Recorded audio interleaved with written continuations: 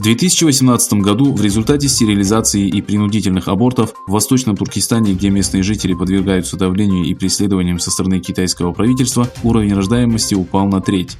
Согласно отчету CNN, действия китайского правительства, направленные на систематическое сокращение численности уйгуров, являются геноцидом. По официальным данным китайского правительства, по сравнению с 2017-2018 году в Восточном Туркестане количество новорожденных снизилось на 120 тысяч. Немецкий исследователь Адриан Зенц, старший сотрудник Фонда памяти жертв коммунизма, говорит, что согласно решению ООН, действие Пекина по сокращению численности определенных меньшинств является геноцидом. Хотя Китай отрицает заявления западных источников о геноциде и репрессиях, снижение рождаемости является продолжением практики планирования семьи в регионе.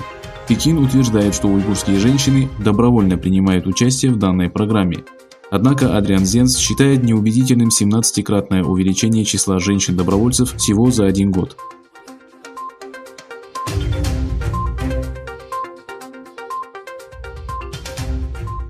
Оппозиционные депутаты и активисты Франции призвали бойкотировать и отменить показ фильма, снятого в регионе, где миллионы уйгуров и других тюрков насильно содержатся в концентрационных лагерях. По инициативе Орлеана Таше, одного из членов партии экологии, демократии и солидарности, на сайте Change.org была размещена петиция по запрету фильма «Мулан». Подчеркнув, что Дисней поблагодарил Управление общественной безопасности города Турфан и Департамент пропаганды Коммунистической партии в уйгурском регионе за содействие в съемках фильма, депутат заявил, что Коммунистическая партия Китая и местное управление несет прямую ответственность за геноцид уйгуров. Было отмечено, что некоторые сцены фильма были сняты в пустыне Кумтак в нескольких километрах от лагеря Чаншан. Управление общественной безопасности города Турфан курирует примерно 15 лагерей, в которых содержатся сотни тысяч уйгуров, вопреки чему Дисней выразил благодарность этому учреждению, заявил Таше.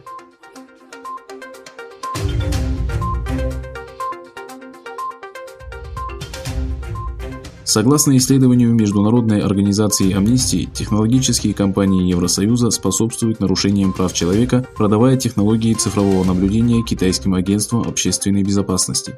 Результаты исследования были опубликованы перед встречей Европейского парламента и стран-членов Евросоюза, которая проходит сегодня в Брюсселе. Основной целью встречи является ужесточение правил, регулирующих экспорт технологий контроля и наблюдения.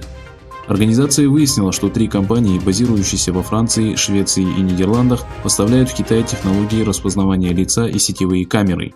Эти компании экспортируют свои технологии, несмотря на то, что Китай использует их против уйгуров и мусульман по всей стране.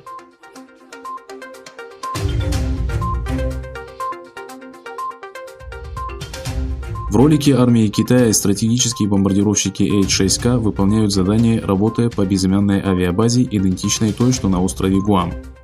Военно-воздушные силы Китая опубликовали видео учений, на котором тяжелые бомбардировщики H-6K, способные нести ядерное вооружение, отрабатывают атаку на базу ВВС США Андерсон в Тихом океане. Об этом пишет Reuters, ссылаясь на ролик в аккаунте ВВС Китая в Weibo. Видео снято во время второго дня учений армии Китая около Тайваня, на который претендует Пекин. Как пишет агентство, эти маневры – реакция Китая на визит заместителя главы Госдепартамента США в Тайбэй.